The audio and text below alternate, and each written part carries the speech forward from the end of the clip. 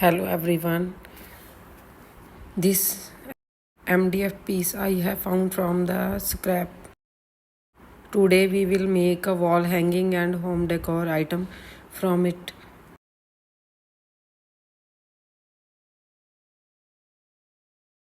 Measure the MDF and put the mirror in the center of the MDF.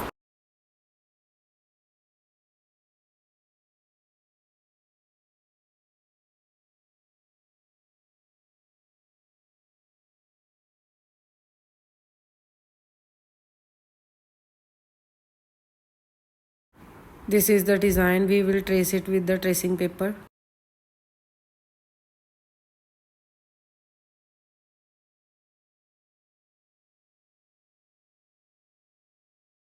Here I am taking plaster of Paris and one part of Fevicol and 2 spoons of water.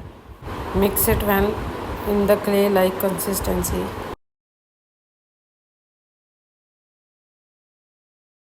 Firstly, we will make all the leaves under the flowers.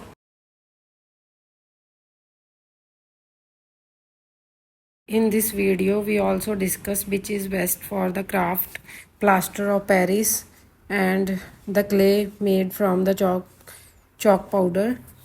Answer of this question you will get slowly with trial and error method. I get the answer with making clay from both of them and drop test of it. Make a flower from the chalk powder clay and plaster of Paris and drop it from a same distance and look which is best and after throwing which is not breaking.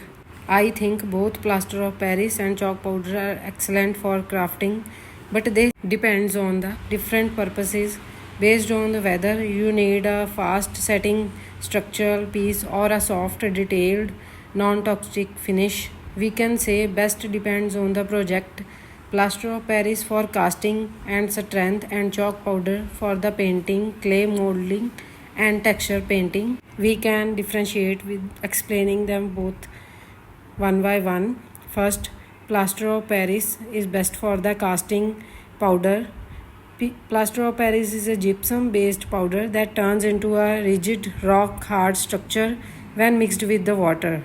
It is best used for the casting using silicone molds, creating thick structures, filling deep holes, and creating hard surface textures with this clay. Plaster of Paris sets extremely fast within 20 to 30 minutes. It gets so hard, smooth, and captures fine details which you want to give into your craft. But there is a disadvantage of plaster of Paris that it becomes brittle over time and cannot handle high moisture, requires fast working speed. If you are working with plaster of Paris, you have to very fast because it will brittle in 20 to 30 minutes and will lost its moisture. On the other hand, chalk powder, also known as calcium carbonate and French chalk powder, used in Tanjore paintings also. Chalk powder is a finer, non-toxic powder that you can use frequently in mixed media art and paintings. You can make your own chalk paints that are very much expensive to buy online. Just mix acrylic paints with the chalk powder and you will get matte finish, making homemade air dry clay mixed with PVA, Fevicol, and you can also use in this clay in Lipan art projects. Chalk powder is also non-toxic, very smooth finished and soft, dried, matte, easy to sand it, excellent for detailing. There is a disadvantage of chalk powder also. You cannot use it for heavy duty structural casting. It will be break on its own and will be break after drying. So use plaster of Paris for specialized casting and that will be of more durability. For chalk paints, use chalk powder that will give you matte finish and non-shiny look. You can use chalk powder for modeling clay and mural arts mixed with Fevicol creates a soft, pliable clay. For texture based wall art, choose chalk powder mixed with the acrylic paint. Many crafters now prefer eco casting powder also, which is stronger than traditional plaster of Paris and chalk powder clay. If you want to make your craft from with the cheaper joint compound, then you can use both of them. I oftenly use chalk powder clay for the Lipan art projects and plaster of Paris for crafting.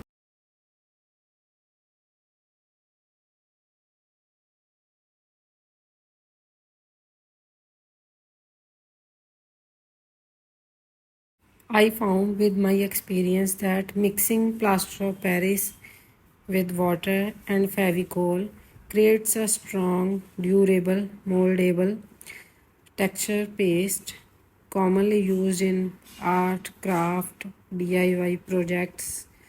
You can make different ornaments from it and home decor projects like mural art, 3D textures.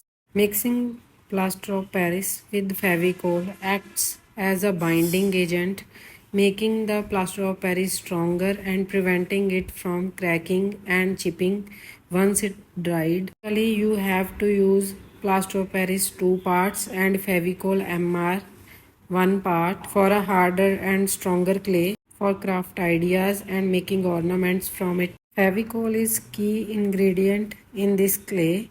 It will strengthen the mixture and you can add your acrylic colors, white, blue for color textures, and application it with spatula, palette knife, or you can use it with brush. Sometimes you can use it with acrylic wall putty for the smoother finish also.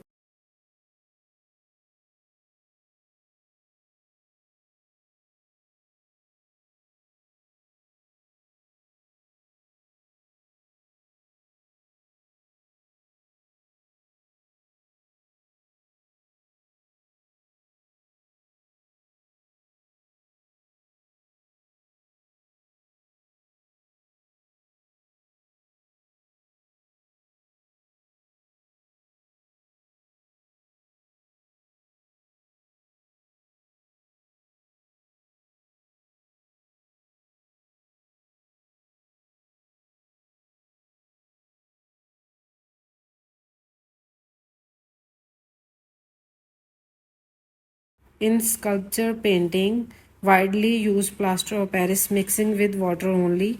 Once the mixture is cured, it is not water soluble. I have finished the petal parts. You have to make the leaves first and then you can go for the flower making. Shaping flowers with plaster of Paris clay, also known as air dry modeling clay. It involves creating individual petals, assembling them, and adding texture for a realistic blooming effect of the flower.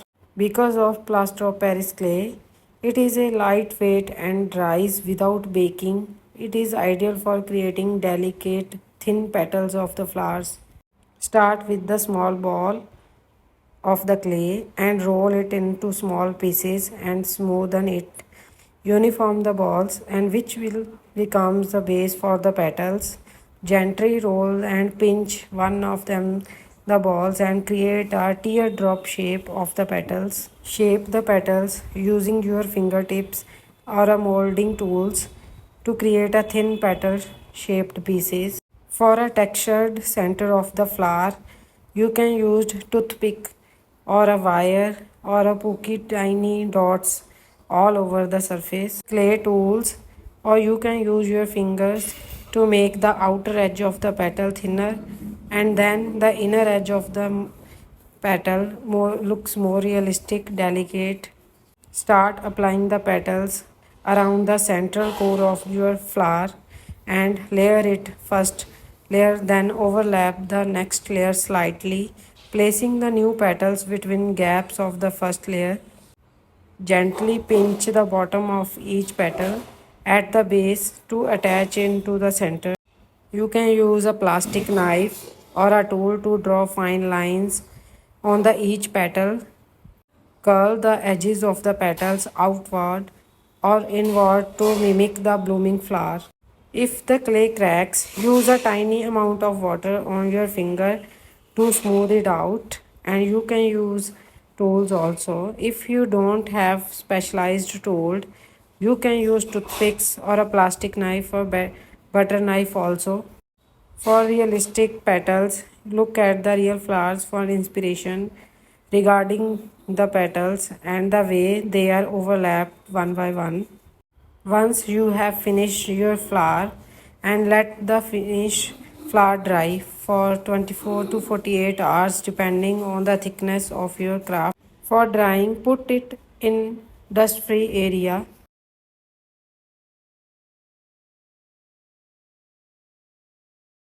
If you are using acrylic paints in plaster of Paris, it will fade after some time because of its properties.